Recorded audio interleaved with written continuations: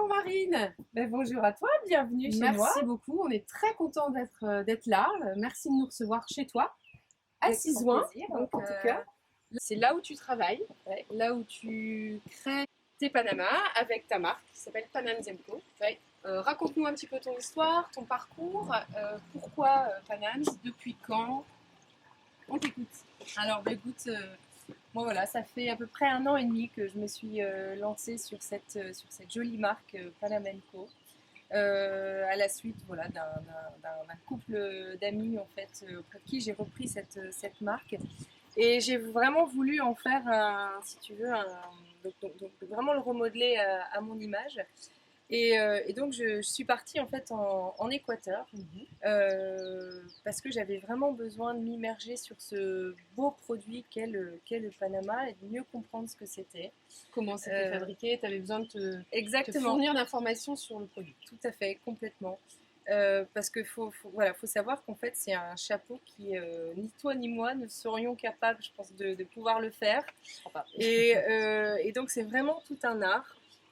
C'est un chapeau qui nécessite vraiment plusieurs années d'expérience, et donc il est tissé à la main en Équateur et pas au Panama. Pas au Panama, parce que souvent on dit Panama, donc ça forcément Voilà, ça vient du Panama. ça vient bien d'Équateur. Et donc voilà, donc ce sont des artisans, c'est des petites dames donc, qui tissent un peu partout dans les villages. Et qui, une fois qu'elles ont fait leur production, elles le ramènent à une coopérative qui, elle, après se charge de la finition, tu vois, terminer le contour, installer finalement le ruban à l'intérieur et venir en fait donner le moule et la forme définitive. Parce qu'il y a des formes en diamant, des formes rondes. Et alors, ce produit, j'imagine que c'est des heures, voire des jours entiers de fabrication, parce que tout est fait à la main. Absolument. Ça demande, comme tu le disais, beaucoup de dextérité, beaucoup d'habitude. Exactement. Mais aussi de temps, j'imagine. Tout à fait. Donc, ça démarre déjà par la récolte en fait des jeunes pousses de palme. Donc c'est les jeunes pousses de palmier qui font à peu près cette dimension-là. Et il en faut entre 30 et 50. Donc ça pousse dans la région de Monte Cristi, en Équateur, à une certaine altitude. Et ensuite, c'est retravaillé, c'est bouilli pour pouvoir retirer la chlorophylle. C'est séché, fumé, et ensuite chaque grain est réutilisé et détaché. Et donc le nœud, en fait, il y a 8 brins qui démarrent le chapeau, et ça s'appelle la flor de vida, la fleur de vie. Et ensuite la personne tisse en rond, etc. Donc voilà. Donc ça nécessite pour un chapeau environ entre une semaine, 15 jours, voire plusieurs mois, selon la finesse du tissage souhaité. Donc voilà, donc c'est véritablement, je trouve, un produit qui est exceptionnel. Et c'est cette histoire que j'aime raconter quand les gens viennent me voir en me disant je voudrais acheter un Panama. Et puis en plus, ce qui est très important, c'est que tu racontes vraiment ton histoire différemment des autres, puisque chaque Panama est personnalisable. Exactement. Avec soit des tissus, des accessoires, des fleurs en fonction de l'événement. Tu as raison, en fait. Moi, le gros plus que je suis venue ramener sur ce Panama qui est assez traditionnel, en général, on le trouve avec un ruban noir ou marron cousu ou collé. Et moi, en fait, j'ai un système en fait de ruban interchangeable.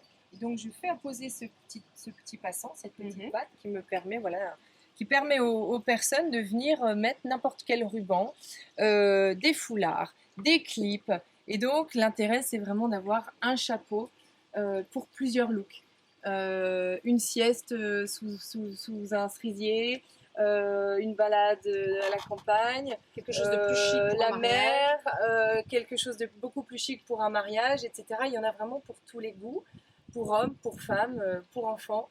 Donc voilà, donc ça c'est mon petit plus, et donc c'est mes coups de cœur sur les tissus. Tes coups de cœur et nos coups de cœur, puisque nous on est fans de tes produits, sont présents chez Ciboire. Tout à fait. Depuis quand exposes-tu chez Ciboire? Qu'est-ce que ça t'apporte d'être On a démarré l'année dernière ensemble, à peu près à cette même époque, quand il faisait beau. Donc les gens, donc c'était dans un pop store. Tout à fait, rue Sermoise aussi. Je pense bien, plein centre de Lille. Donc c'est vrai que Cisoing, on est quand même en campagne, et moi ça m'a véritablement permise d'avoir une très belle notoriété. Les gens passaient, venaient voir, et puis voilà, c'est vrai que les gens sur l'île aiment bien porter le chapeau, en tout cas, plus l'été d'ailleurs que l'hiver. Oui, parce qu'il faut dire aussi que tu fais du Panama l'été. Et du mais feutre. Voilà, tu proposes autre chose l'hiver. Voilà, et je fais également les feutres qui sont pour le coup made in Italy, avec le même concept. D'accord. Et différents styles, des formes cloches, des borsalino, des formes droites, différentes couleurs. Donc pareil, il y en a à nouveau pour tous les goûts. D'accord. Bon, on va pas parler d'hiver parce que là on va en profiter un petit peu. On est d'accord. C'est super beau. Très bien. Bah écoute, tu vas nous montrer un petit peu ton atelier. Et On va découvrir. avec grand plaisir.